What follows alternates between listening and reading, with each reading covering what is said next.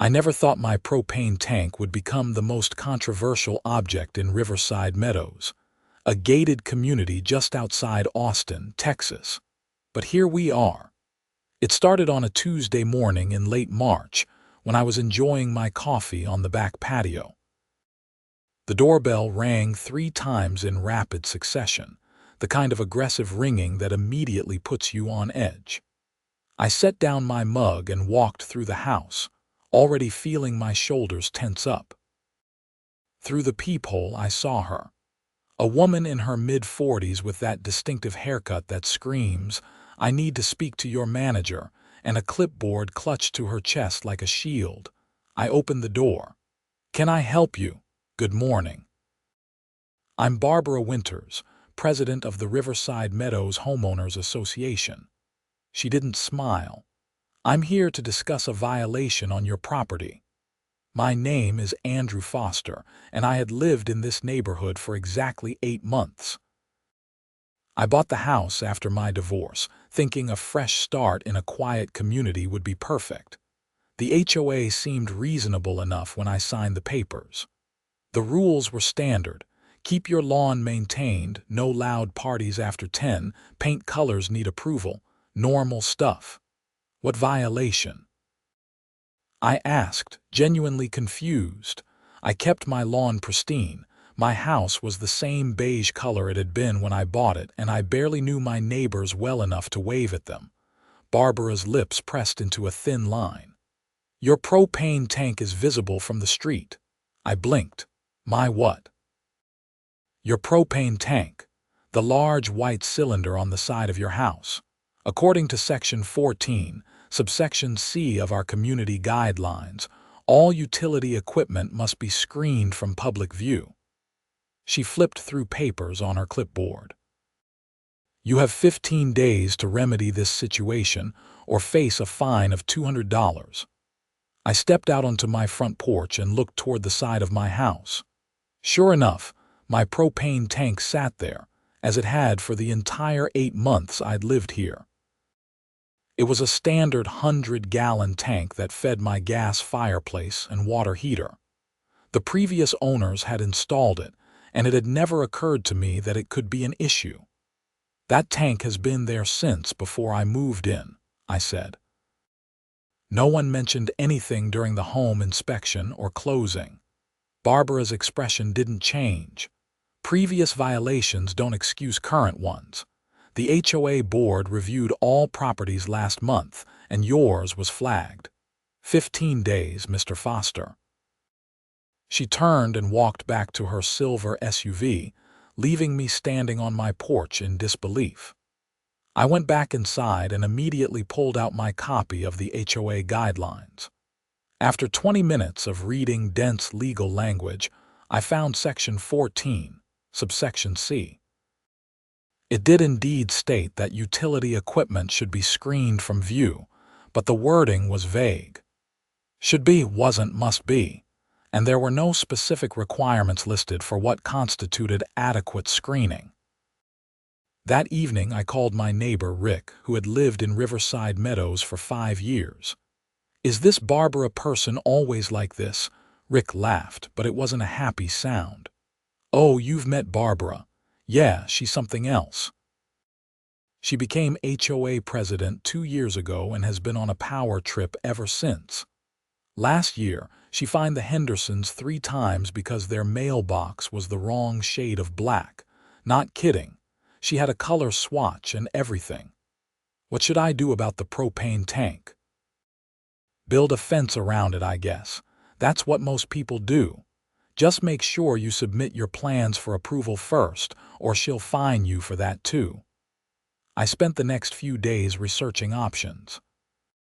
A simple wooden fence would cost around $800 if I hired someone, or about $300 if I did it myself. But I would need to submit plans, wait for approval, and hope Barbara didn't find some technicality to reject them. The more I thought about it, the more the whole situation irritated me. I'm not usually a confrontational person. I'm a software developer who works from home, and I prefer solving problems with logic and creativity rather than conflict.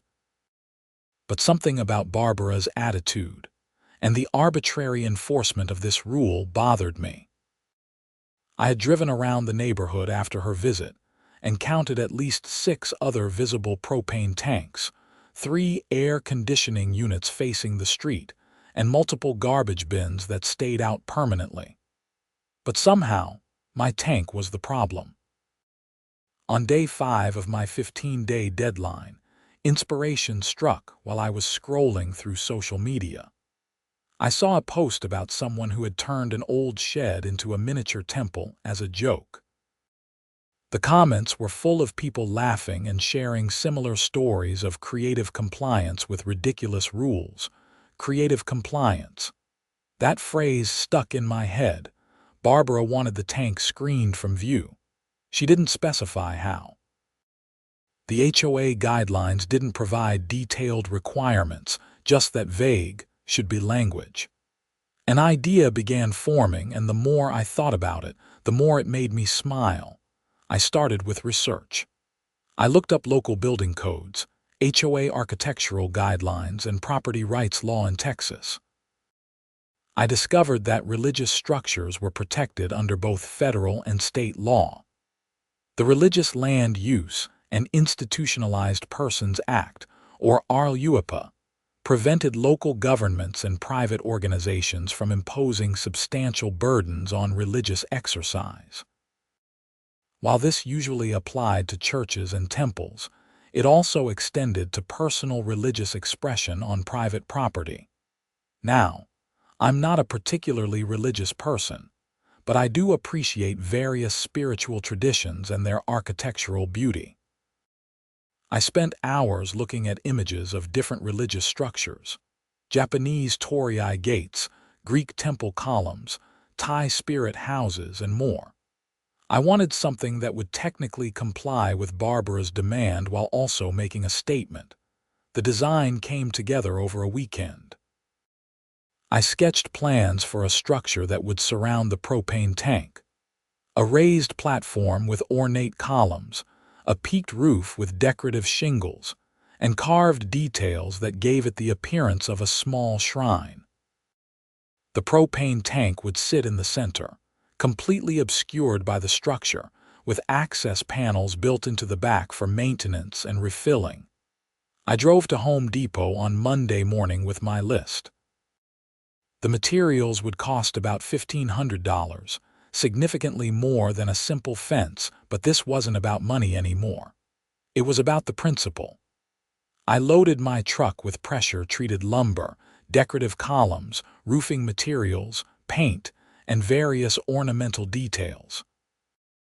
My neighbor Rick came over while I was unloading. "What's all this for?" "I'm screening my propane tank," I said. "That's a lot of stuff for a fence." I showed him my sketches. His eyes widened and then he started laughing. "Are you serious?" "Completely.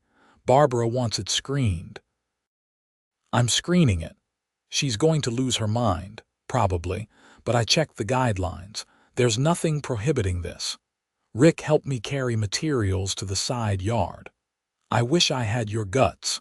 When Barbara made me repaint my front door because it was too bright, I just did it.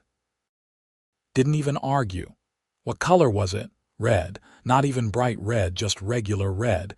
She said it was visually disruptive to the neighborhood aesthetic. I shook my head. "That's insane. Welcome to Riverside Meadows." The construction took me 4 days. I'm reasonably handy, and I took my time to make sure everything was done properly. The platform went up first, elevated about 6 inches off the ground to prevent water pooling. Then, I installed 4 ornate columns at the corners, each 8 feet tall. The propane tank sat perfectly in the center, with plenty of clearance for air circulation and safety. The roof was my favorite part. I built a peaked structure with a steep pitch, similar to Asian temple architecture. I covered it with terracotta-colored shingles and added decorative trim along the edges. At the peak, I installed a small ornamental finial that I found in the garden section of Home Depot. It looked like something that belonged on a gazebo, but in this context, it added to the shrine-like appearance. For the finishing touches, I painted the columns and trim a deep burgundy with gold accents. I added some decorative carvings to the platform, nothing too elaborate, just geometric patterns that gave it an intentional, designed look. Around the base, I placed smooth river stones and a few small plants in ceramic pots.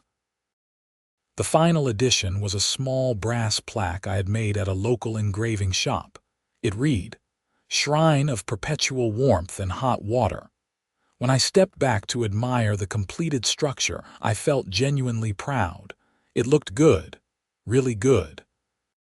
The propane tank was completely hidden, the structure was well built and weatherproof, and it had an undeniable artistic quality to it. It was also completely absurd, which made it perfect. Rick came over that evening with a beer in hand. He stopped in his tracks when he saw the finished shrine. "Holy crap! What do you think? I think you're either a genius or completely insane." He walked around the structure, examining it from all angles. "This is actually really well done. It looks like it belongs in a botanical garden or something." "Thanks. I put some effort into it." Barbara is going to absolutely lose it when she sees this. I know. I'm counting on it. We sat on my patio, drinking beers and admiring my work. Other neighbors started coming by, drawn by curiosity. The Hendersons from across the street came over, then the Morales family from next door, and even old Mr. Patterson from 3 houses down. Everyone had the same reaction. Initial confusion, followed by laughter, and then genuine admiration. Mrs. Henderson took photos. "This is the best thing I've seen all year. Barbara is going to have a stroke." "You should put offerings in front of it," suggested Carlos Morales, grinning. "Really commit to the shrine aesthetic." "That's actually not a bad idea," I said. The next morning, I arranged some decorative elements in front of the shrine. I placed a small wooden bench to one side, added some candles in glass holders, and even found a small Buddha statue at a thrift store that I positioned near the front. It was tongue-in-cheek, but it also looked intentional and respectful. Barbara showed up on day 12 of the original 15-day deadline. I watched from my window as her SUV pulled up and she got out, clipboard in hand as always. She walked toward my front door, but then she noticed the shrine. She stopped mid-stride. I opened the door before she could ring the bell. "Good morning, Barbara." She was staring at the shrine, her mouth slightly open. "What is that?" "That's my solution to the propane tank visibility issue. As you can see, the tank is now completely screened from view." "That's not. You can't." She struggled to form words. "What is that supposed to be?" "It's a decorative screening structure. The HOA guidelines require utility equipment to be screened from view, which it now is. I built it according to local building codes, and it's entirely on my property." Barbara's face was turning red. "This is ridiculous. You can't just build a shrine in your yard." "It's not technically a shrine. It's a decorative structure that happens to have aesthetic elements inspired by various architectural traditions. And there's nothing in the HOA guidelines that prohibits it. The Architectural Review Committee needs to approve all external structures." I reviewed the guidelines. Screening structures for utility equipment under 10 feet in height don't require pre-approval. This is 8 feet tall. "However, if you'd like, I can submit it for retroactive approval." Her hands were shaking slightly as she flipped through papers on her clipboard. "This is unacceptable. This violates the neighborhood aesthetic standards." "Which specific standard does it violate?" I used approved colors from the HOA palette. The structure is well maintained and professionally built. It screens the utility equipment as required. I'm happy to discuss any specific code violations. Barbara's eyes narrowed. "I'm bringing this before the HOA board. You'll be hearing from us." She stalked back to her SUV and drove off. I watched her go, feeling a mixture of satisfaction and nervousness. I had expected this reaction, but I also knew I was technically in the right. I had done my homework.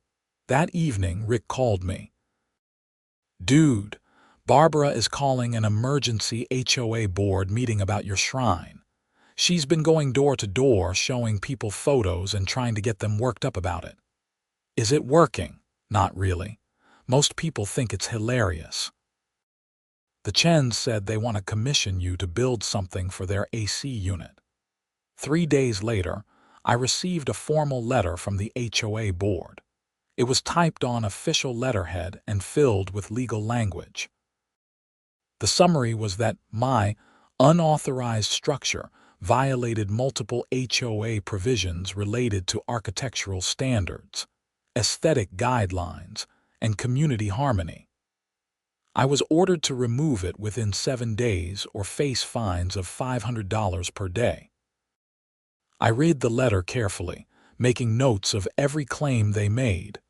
Then I drafted my response. I cited the specific sections of the HOA guidelines that permitted my structure, referenced Texas property law regarding religious expression, and included photographs showing other violations throughout the neighborhood that had gone unenforced. I also requested a formal hearing before the board, as was my right under the HOA bylaws. The hearing was scheduled for the following Tuesday evening at the community center. I spent the weekend preparing my presentation. I printed color photos of my structure from multiple angles, compiled my research on HOA law and RLUIPA, and prepared a detailed argument for why my structure should be permitted. Tuesday evening arrived too quickly. I drove to the community center with a folder full of documents and a knot in my stomach. The meeting room was packed. Apparently, word had spread about the hearing, and at least 30 neighbors showed up. I recognized most of them from around the neighborhood. The HOA board sat at a long table at the front of the room. Barbara was in the center, flanked by 4 other board members I vaguely recognized. To her right was Dennis Kowalski, the treasurer, a balding man in his 50s. To her left was Patricia Montgomery, the secretary, who looked like she'd rather be anywhere else. The other 2 board members were Thomas Reed and Michelle Cooper. Barbara called the meeting to order and immediately launched into her case against me. She displayed photos of my shrine on a projector screen, speaking in outraged tones about how it was an eyesore, a mockery of the neighborhood standards, and a blatant attempt to circumvent HOA authority. "This structure," she said, pointing at the projected image, "is exactly the kind of thing our guidelines are designed to prevent. Mr. Foster has taken a simple requirement and turned it into a circus. This sets a terrible precedent. If we allow this, what's next? Will everyone start building whatever they want and calling it a screening structure?" Several people in the audience murmured, but I noticed more of them were smiling than frowning.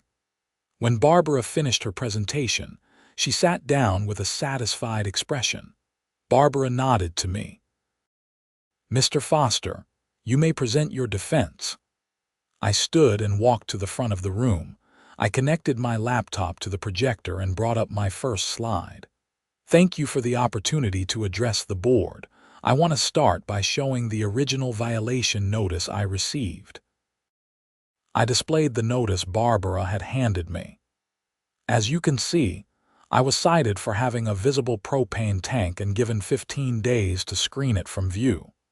The notice references Section 14, subsection C of the HOA guidelines, which states that utility equipment should be screened. Not must be, but should be. That's important language. I clicked to the next slide, showing the relevant section of the guidelines. There are no specific requirements in our guidelines for what constitutes adequate screening. No height requirements, no material requirements, no style requirements. just that equipment should be screened from view.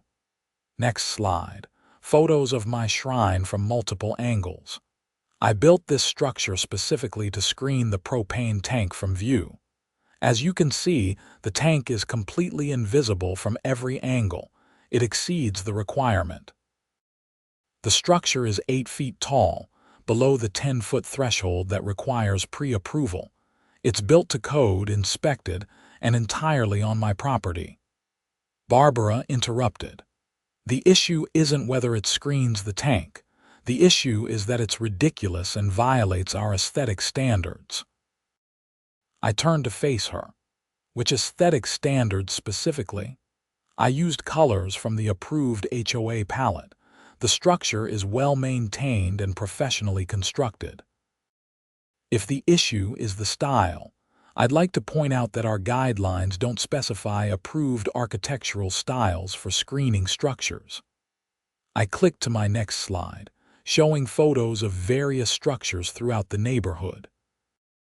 Furthermore, I've documented numerous examples of structures in Riverside Meadows that could be considered equally or more visually distinctive.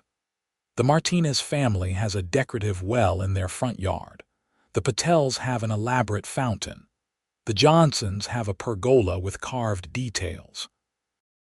All of these are architectural features that add visual interest to the neighborhood.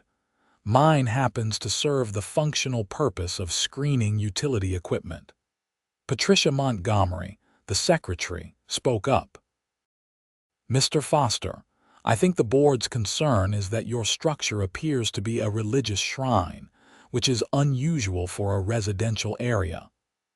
I appreciate that concern, I said, but I want to be very clear. This is a decorative screening structure inspired by various architectural traditions. I'm not claiming it's a religious shrine for First Amendment purposes, though if I were, it would be protected under federal law. I'm simply saying it's a creative solution to the screening requirement that happens to draw on aesthetic elements from temple architecture. I pulled out my final slide. However, I think the real issue here is selective enforcement. Barbara mentioned that my structure sets a bad precedent. But the bad precedent is using HOA authority to target individual homeowners based on personal preference rather than consistent application of clearly defined rules. I displayed a map of the neighborhood with marked locations. I documented 23 properties in Riverside Meadows with visible utility equipment, including propane tanks, AC units, and electrical boxes. I found 17 properties with decorative structures that were never submitted for architectural review. And I found at least a dozen properties with paint colors, mailboxes, or landscaping features that could be interpreted as violating our vague aesthetic standards. The room was quiet. I could see several board members looking uncomfortable. Barbara's face was red again. Those are separate issues. Are they? Because it seems to me that the HOA selectively enforces rules based on who catches your attention. My propane tank was there for 8 months before anyone cared. It only became an issue when you decided to make it one. I gathered my materials. I'm not trying to cause problems for the neighborhood. I like living here, but I also believe in fair and consistent application of rules. My structure complies with all applicable guidelines and codes. If you want to prohibit similar structures in the future, that's your right. But you need to update the guidelines with specific, clear requirements and apply them consistently to everyone. I sat down. There was scattered applause from some of the neighbors. Barbara looked furious. She called for a brief recess, and the board members huddled together in whispered conversation.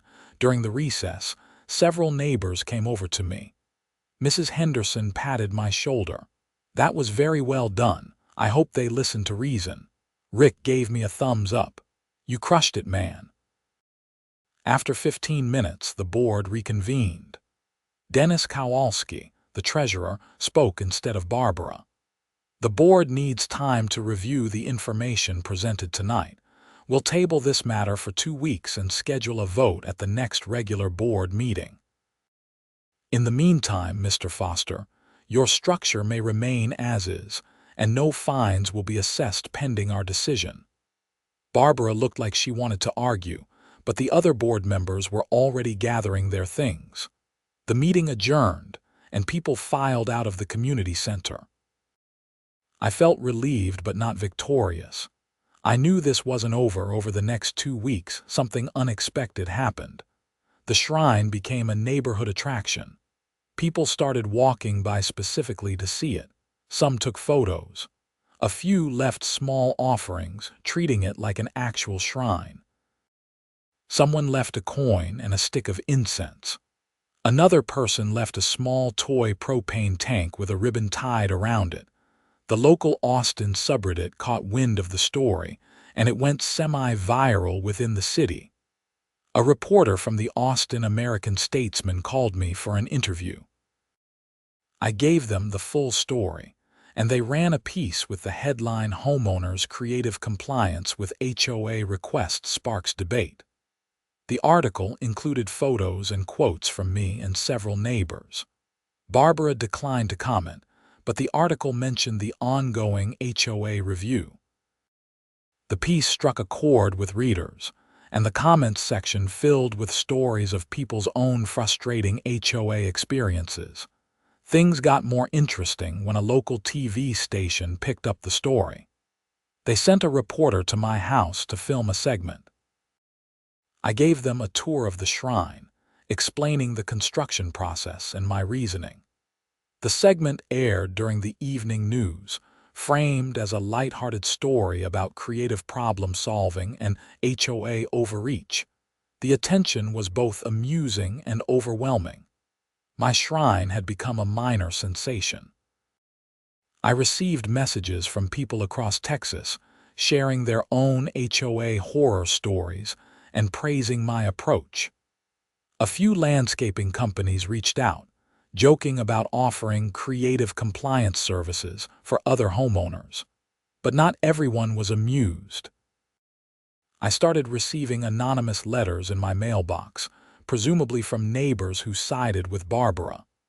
They called me disrespectful, attention-seeking, and immature.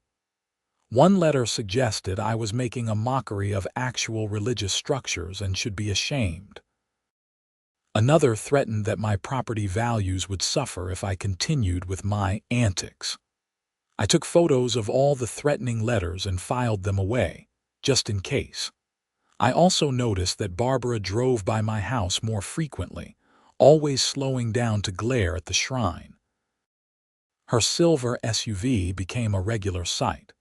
The day before the scheduled HOA board vote, I received a certified letter. It was from a law firm representing the HOA, threatening legal action if I didn't voluntarily remove the structure. The letter claimed I was creating a hostile environment, damaging property values, and violating multiple HOA provisions despite my arguments to the contrary. I called a real estate attorney I found through a friend's recommendation. Her name was Grace Jenkins, and she had experience with HOA disputes. I met with her that afternoon at her office in downtown Austin. "Bring me everything," she said. "All your documentation, photos, correspondence, the HOA guidelines, everything." I spread it all out on her conference table.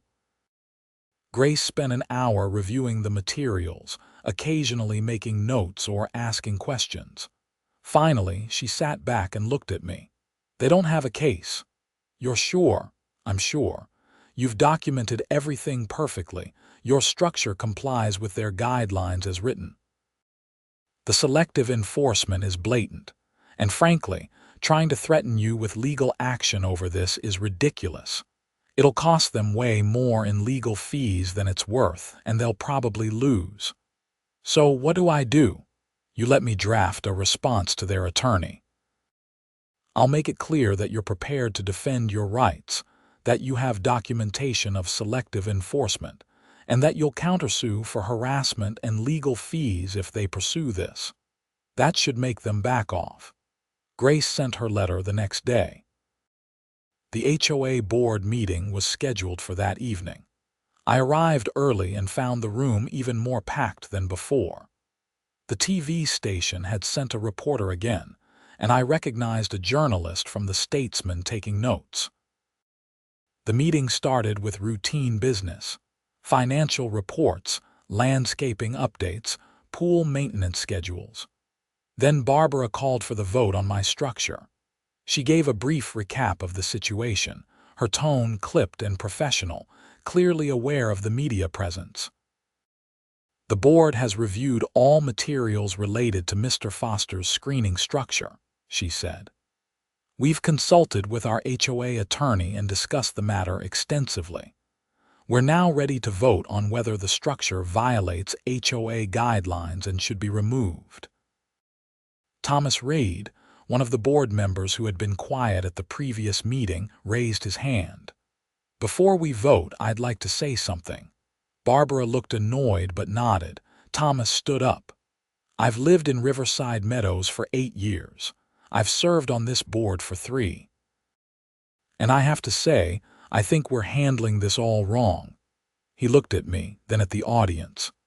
"Mr. Foster's structure is unusual, yes, but it's well built, it solves the problem he was cited for, and it technically complies with our guidelines. More importantly, it's made me realize that our guidelines are too vague and our enforcement has been inconsistent. We can't expect homeowners to read our minds about what's acceptable." Barbara's expression was stony. Thomas continued, "I think we should approve Mr. Foster's structure as is, and then form a committee to update our architectural guidelines with more specific requirements. That's the professional way to handle this." Patricia Montgomery, the secretary, nodded. "I agree with Thomas. We need clearer guidelines, and we need to apply them fairly to everyone." Dennis Kowalski also nodded. "I've gotten a lot of calls from residents about this situation. Most of them think we're overreaching. I think we need to pick our battles, and this isn't a battle worth fighting." Barbara looked around the table, clearly realizing she was losing control. "This isn't about the specific structure. This is about maintaining standards and authority." Michelle Cooper, the 4th board member who had been silent until now, finally spoke. "With all due respect, Barbara, I think that's exactly the problem. This feels more about authority than about legitimate community concerns. I vote we approve the structure." The formal vote was called. Michelle, Thomas, Patricia, and Dennis all voted to approve my structure and dismiss the violation. Barbara was the only dissenting vote. The measure passed 4-1. The room erupted in applause. Barbara sat rigidly, her face pale. She gavelled for order, then quickly adjourned the meeting. The TV reporter approached me immediately, asking for a comment. "I'm glad the board made a reasonable decision," I said. "I never wanted to cause conflict. I just wanted to solve a problem creatively and stand up for fair treatment. I'm happy to work with the community on updating the architectural guidelines to be clearer for everyone." The story aired that night with the headline, "HOA approves controversial propane tank shrine." The segment was positive, portraying the situation as a win for common sense and creative homeowners. The reporter even included shots of neighbors admiring the shrine and leaving small offerings. I thought that would be the end of it. I was wrong. 2 days after the vote, I came home from grocery shopping to find my shrine vandalized. Someone had spray-painted crude insults across the columns and roof. The Buddha statue was smashed. The decorative plants were ripped up and thrown around the yard. It was clearly done in anger, with no attempt at subtlety. I immediately called the police. 2 officers arrived within 20 minutes. I showed them the damage and explained the recent HOA situation. "We've had some tension in the neighborhood over this structure," I said. I've received threatening letters. I showed them photos of the letters on my phone. The officers took a report and said they'd increase patrols in the area. Do you have security cameras? One officer asked. No, but I'm going to install some today. After the police left, I photographed all the damage thoroughly. Then I called Rick and a few other neighbors to let them know what happened. Within an hour, word had spread through the neighborhood. People started coming by, expressing outrage and sympathy. Mrs. Henderson was nearly in tears. This is terrible. Who would do something like this? I have my suspicions, I said, looking at Rick. We both knew Barbara was the most likely culprit, but I had no proof. Carlos Morales offered to help me clean up. Together with Rick and a few others, we spent the afternoon removing the spray paint as best we could and repairing the damage. I ordered a new Buddha statue online and bought replacement plants. I also ordered security cameras from Amazon with next-day shipping. The next morning, I found a note tucked into my front door. It was handwritten in neat cursive. Remove the eyesore or worse things will happen. This is your final warning. I photographed the note and called the police again. The same two officers came back. This is escalating, one of them said. We're treating this as criminal threats and property destruction. You should definitely install those cameras. They're coming today. Good, and be careful. Some HOA disputes get ugly. I spent that afternoon installing 4 security cameras around my property, covering all angles of the front yard, side yard with the shrine, and backyard. They were connected to my phone and would record continuously to cloud storage. If anyone came near my property again, I'd have footage. The cameras proved their worth faster than I expected. At 2:30 in the morning 3 days later, my phone buzzed with a motion alert. I grabbed it and opened the camera app. The footage showed a figure in dark clothing approaching the shrine with what looked like a baseball bat. I immediately called 911. Someone is vandalizing my property right now. I have them on camera. Stay inside your home, sir. Officers are on the way. I watched the feed as the person swung the bat at the shrine columns, but the pressure-treated lumber held firm. The bat bounced off and the person swung again, harder. Still, the structure barely dented. I had built it to last. Sirens approached. The person on camera froze, then ran toward the street. A police car pulled up just as the figure reached the sidewalk. The officers got out and I watched as they apprehended the vandal. I grabbed my keys and ran outside. The police had someone in handcuffs, and as I got closer, I felt my stomach drop. It wasn't Barbara. It was a teenage boy, maybe 16 or 17, crying and trying to explain himself. I'm sorry, he was saying. She paid me to do it. She said it was just a prank. One of the officers looked at me. Mr. Foster, that's me. I have footage of everything on my security cameras. We'll need copies of that. This young man is being arrested for criminal mischief and trespassing. He's also claiming someone hired him. We'll need to investigate that. The boy was put in the back of the police car, still crying. I felt bad for him, but he had made a choice to destroy my property. I went back inside and downloaded all the camera footage from the past week. I put it on a USB drive and gave it to the officers. There's more, I said. I've been receiving threatening letters. I showed them photos of all the letters and the previous vandalism. The timing of all this, right after the HOA vote, seems pretty suspicious. The officer took notes. We'll look into it. If someone is orchestrating harassment, that's a serious crime. The investigation moved quickly. The teenager, whose name I learned was Kyle Henderson, Mrs. Henderson's nephew from Dallas, started talking once he realized the trouble he was in. He admitted that Barbara had contacted him on Facebook, offering him $300 to vandalize my shrine. She had told him it was a harmless prank, that I would find it funny, and that nothing would really happen. He had driven down from Dallas specifically for this. Barbara was arrested 2 days later at her home. The charges were solicitation of criminal mischief and conspiracy to commit property damage. Her mugshot appeared on the local news, her carefully maintained appearance disheveled and shocked.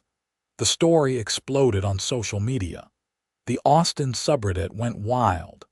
The TV stations covered it extensively. HOA president arrested for hiring teen to vandalize shrine was too good a headline for them to resist. I watched the coverage with mixed feelings. I never wanted things to go this far. I just wanted to screen my propane tank in peace. But Barbara had escalated at every opportunity, and now she was facing criminal charges.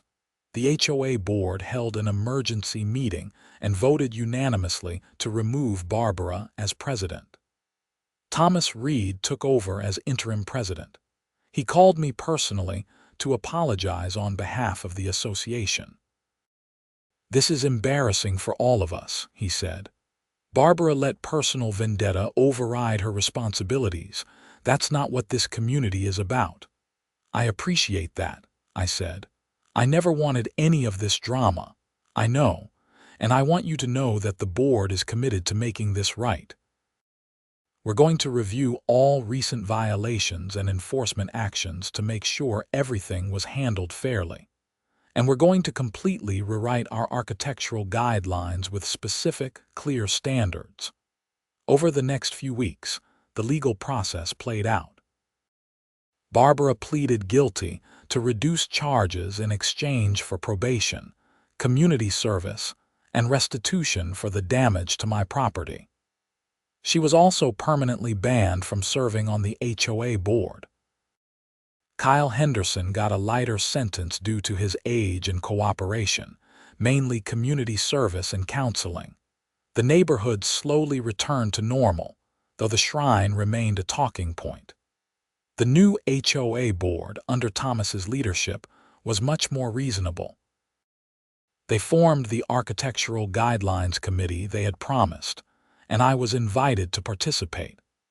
We spent several meetings working through new rules that were clear, specific, and fairly applicable to everyone. The new guidelines included provisions for screening structures, maximum height of 8 feet without pre-approval, approved materials list, color palette, and maintenance requirements. There was also a section specifically allowing creative architectural elements as long as they met basic safety and aesthetic standards. My shrine was grandfathered in, explicitly protected under the new rules. Something else unexpected happened. Other homeowners started adding creative touches to their properties. The Chens built an elaborate decorative screen around their AC unit, inspired by Chinese garden architecture. The Martinez family upgraded their decorative well with new stonework and a small roof. The Patels expanded their fountain with additional statuary. Riverside Meadows became known as the neighborhood with character, the place where people were encouraged to express creativity within reasonable bounds. Property values actually increased. When houses went on sale in the neighborhood, real estate agents marketed Riverside Meadows as having character and personality, in contrast to the cookie-cutter uniformity of other planned communities. My shrine was sometimes featured in listing photos, described as an example of the neighborhood's unique charm. I made peace with most of my neighbors, even those who had initially opposed the shrine. Mrs. Henderson apologized profusely for her nephew's involvement, though I assured her it wasn't her fault. We actually became friendly, and she brought me cookies a few times as a gesture of goodwill. The shrine itself became a sort of neighborhood landmark. People walking dogs would stop to admire it. Kids thought it was cool. Someone started a tradition of leaving seasonal decorations, small offerings that changed with the holidays. Tiny pumpkins in October, Christmas ornaments in December, flowers in spring. I maintained it carefully, repainting when needed and keeping the area clean and attractive. 6 months after the whole saga began, the Austin American-Statesman ran a follow-up article. From HOA nightmare to neighborhood treasure, the propane shrine that united a community. The piece talked about how a conflict over rules and authority had ultimately led to positive changes in Riverside Meadows. Thomas Reed was quoted saying the neighborhood was now one of the most harmonious HOA communities in the area, with clear rules and fair enforcement. I was interviewed again, and I tried to be diplomatic. I never set out to cause problems or become some kind of anti-HOA crusader, I said. I just wanted to solve a problem creatively and stand up for fair treatment. I'm glad it worked out, but I'm also glad the conflict is over. Now, I can just enjoy my home and my creative solution to the propane tank issue. The reporter asked if I had any advice for other homeowners dealing with difficult HOAs. I thought about it. Document everything. Know your rights and your HOA's actual rules, not just what someone tells you they are. Try to work within the system first. But also, don't be afraid to stand up for yourself when enforcement is unfair or arbitrary. And if possible, get involved with your HOA board. The best way to change an organization is from the inside. The article ran with photos of the shrine in different seasons, showing how it had evolved and been embraced by the community. There was even a small photo of Barbara's mugshot, a reminder of how badly things could go when personal ego overrode common sense. I kept living my quiet life in Riverside Meadows.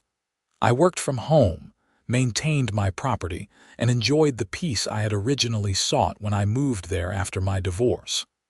The shrine required occasional maintenance, but it had proven durable. The propane tank inside it continued doing its job, providing fuel for my water heater and fireplace, completely invisible to anyone passing by. Sometimes I sat on my back patio with a beer, looking at the shrine from that angle, and I smiled. It was ridiculous, sure. It was over the top. But it was also mine, a symbol of creative problem solving and standing up for fair treatment. It reminded me that sometimes the best response to unreasonable demands is not compliance or confrontation, but creativity. Rick moved away about a year later, taking a job in Colorado. On his last day in the neighborhood, he came over to say goodbye. We stood in front of the shrine, and he put his hand on one of the columns. "This thing changed the whole neighborhood," he said. "I know it sounds dramatic, but it's true. You showed everyone that we didn't have to just accept whatever Barbara decided. You gave people courage to speak up." "It was just a propane tank cover," I said, though I knew what he meant. "It was never just that." He pulled out his phone and took one last photo. "I'm going to miss this. Colorado HOA is going to be so boring. Maybe you'll inspire them to build their own shrines." "Maybe I will." The neighborhood continued to evolve. Thomas Reed served as HOA president for 2 years, establishing a culture of transparency and fairness that continued even after he stepped down. The architectural guidelines we wrote together became a model that other HOAs in the Austin area requested copies of. Several local real estate attorneys started recommending our guidelines as an example of how to write clear, enforceable rules that still allowed homeowner creativity. I became somewhat of an accidental expert on HOA disputes. People reached out to me for advice, both in person and through social media. I helped a few neighbors in other communities deal with their own unreasonable HOA situations, always emphasizing documentation, knowing the rules, and creative compliance when possible. The shrine remained, weathering storms and seasons. I added solar lights along the platform that illuminated it at night, making it even more striking. The small offerings left by neighbors and passers-by continued, creating a sense of community participation and ownership. Children in the neighborhood grew up thinking the shrine was normal, just another feature of Riverside Meadows.